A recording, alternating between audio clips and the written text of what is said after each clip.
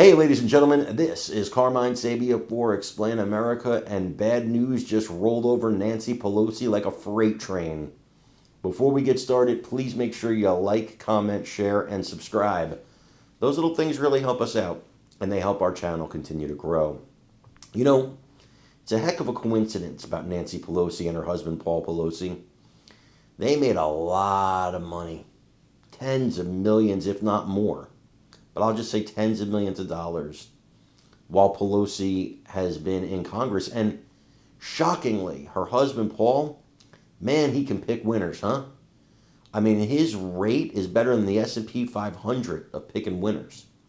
Do you know how incredible you have to be at the stock market to pick winners of that way? You know, with that kind of consistency?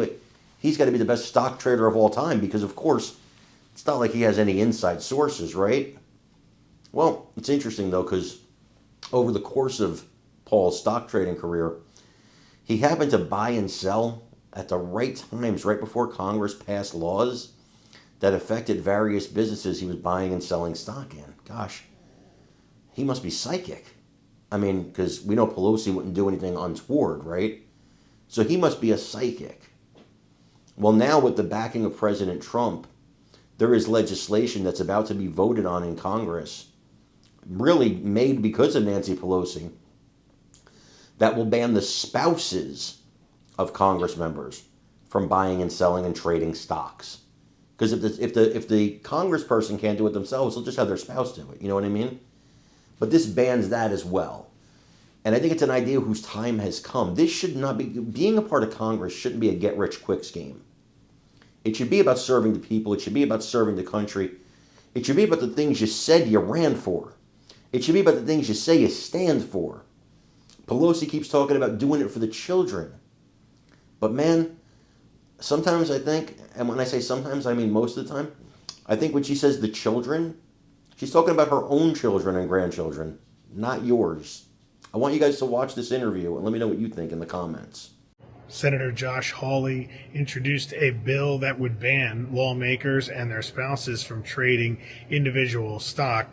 That bill is heading toward a committee vote on Wednesday. There's been some reports that Hawley might change the language of the legislation in order to gain some votes from Democrat members of the committee.